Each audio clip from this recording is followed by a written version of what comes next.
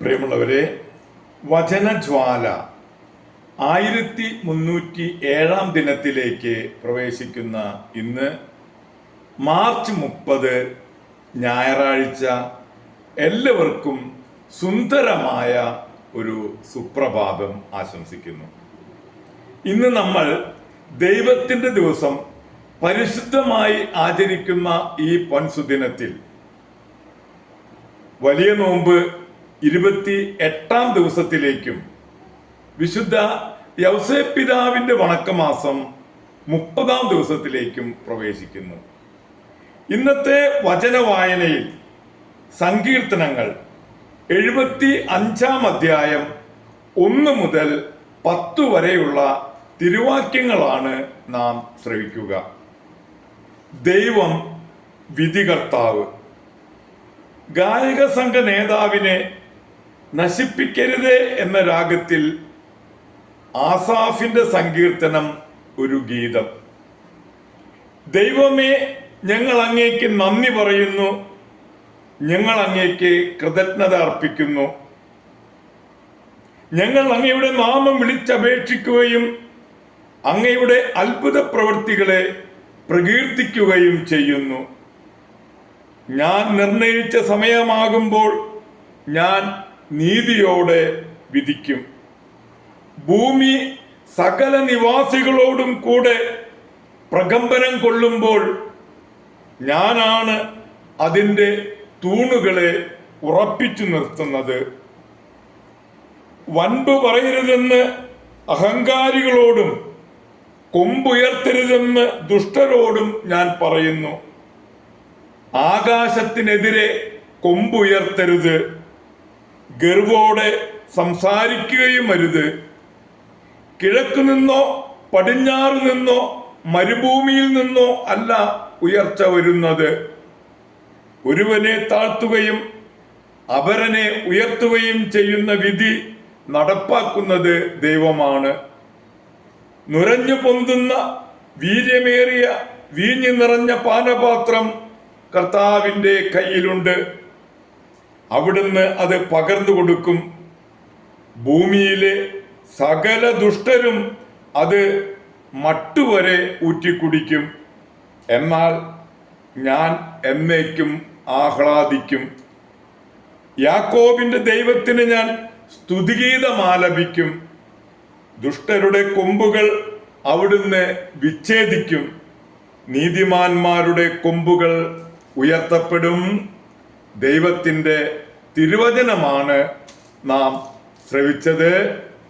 പ്രിയമുള്ളവരെ, ആഗോള കത്തോലിക്ക സഭയിൽ ഇന്ന് വിശുദ്ധ ജോൺ ക്ലിമാക്സിനെ അനുസ്മരിക്കുന്ന പൊൻസുദിനമാണ്.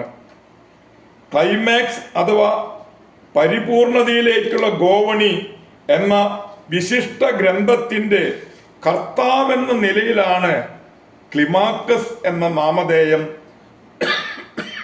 ജോണിനോട് ചേർന്നത്. ഇദ്ദേഹം 524 പാലസ്തീനായിൽ ജനിച്ചു. സമർത്ഥനായ ജോൺ 16 വയസ്സിൽ ലൗകിക ആർഭാടങ്ങൾ ഉപേക്ഷിച്ച് സന്യാസം സ്വീകരിച്ചു. മാത്രമല്ല 22 വയസ്സിൽ സീനാമലയിൽ തപോജീവിതം നയിക്കാനും തുടങ്ങി. മർട്ടീനിയൂസ് എന്ന ഒരു സന്യാസിയുടെ ശിക്ഷണം സ്വീകരിച്ച് മലഞ്ചെരുവിൽ ഒരു പർണശാലയിൽ താമസമുറപ്പിച്ചു. ആത്മപരിത്യാഗവും മൗനവും എളിമയും അനസ്യൂതമായ പ്രാർത്ഥനയും വഴി ദൃശ്യമായ ആ ഗിരിയിൽ നിന്ന് അദൃശ്യനായ ദൈവത്തിലേക്ക് ആത്മാവിനെ ഉയർത്തിക്കൊണ്ടിരുന്നു. ജോണിന് 35 വയസ്സുള്ളപ്പോൾ ഗുരു മരിക്കുകയാൽ വേറൊരു ഗുരുവിൻ്റെ ശിക്ഷണം സ്വീകരിച്ച് അദ്ദേഹം തോൾ മൈതാനത്തേക്ക് നീങ്ങി. ശനിയാഴ്ചയും ഞായറാഴ്ചയും മലഞ്ചെരുവിലുള്ള പള്ളിയിൽ പോയി ദിവ്യബലിയിലും മറ്റ് പ്രാർത്ഥനകളിലും ജോൺ പങ്കെടുത്തിരുന്നു. ഭക്ഷണം വളരെ ലളിതമായിരുന്നു. മാംസവും മത്സ്യവും അദ്ദേഹം വർജിച്ചിരുന്നു. വേദപുസ്തകവും സഭാപിതാക്കന്മാരുടെ ഗ്രന്ഥങ്ങളുമായിരുന്നു അദ്ദേഹത്തിൻ്റെ പഠന വിഷയം. പർണശാല ജനങ്ങൾക്ക് പരിചിതമായെന്ന് കണ്ടപ്പോൾ അദ്ദേഹം പാറക്കെട്ടിലുണ്ടായിരുന്ന ഒരു ഗുഹയിൽ പ്രാർത്ഥനയിലും ധ്യാനത്തിലുമാണ് സമയം ചിലവഴിച്ചത്. പലരും ജോണിന്റെ ഉപദേശങ്ങൾ തേടി ആശ്വാസം പ്രാപിച്ചിരുന്നു. അസൂയാലുക്കളായ ചിലർ അദ്ദേഹം നീണ്ട പ്രഭാഷണങ്ങളിൽ സമയം നഷ്ടപ്പെടുത്തുന്നുവെന്ന് ആരോപിച്ചു. ഇത് വെറും ഏഷണിയായിരുന്നു എങ്കിലും 12 മാസത്തേക്ക് ജോൺ മൗനം അവലംബിച്ചു. ഏഷണിക്കാർ അദ്ദേഹത്തിന്റെ വിനയം കണ്ട് തന്റെ ഉപദേശങ്ങൾ ആരംഭിക്കണമെന്ന് ആവശ്യപ്പെട്ടു. ജനങ്ങൾ അദ്ദേഹത്തെ ആധുനിക മോശയായി പരിഗണിക്കാൻ തുടങ്ങി. പർണശാലയിൽ അങ്ങനെ 40 വർഷം താമസിച്ചു. 75-ാം വയസ്സിൽ അദ്ദേഹം സീനാ മലയിലുള്ള സന്യാസികളുടെ ആബട്ടായി തിരഞ്ഞെടുക്കപ്പെട്ടു. അക്കാലത്ത് അനേകരുടെ ആവശ്യപ്രകാരം പരിപൂർണതയെപ്പറ്റി ഒരു ഗ്രന്ഥം എഴുതി. അതാണ് അദ്ദേഹത്തിൻ്റെ രണ്ടാമത്തെ പേരിന് കാരണമായ ക്ലൈമാക്സ് എന്ന ഗ്രന്ഥം. സ്ഥാനമാനങ്ങൾ വ്യഗ്രചിന്തകളിലേക്ക് മനസ്സിനെ ആനയിക്കുന്നു എന്ന് കണ്ട് മരണത്തിന് അല്പം മുൻപ് അദ്ദേഹം സ്ഥാനമൊഴിഞ്ഞു. ധ്യാന നിരതനായി. 605 മാർച്ച് 30-ാം തീയതി അദ്ദേഹം ദിവംഗതനായി.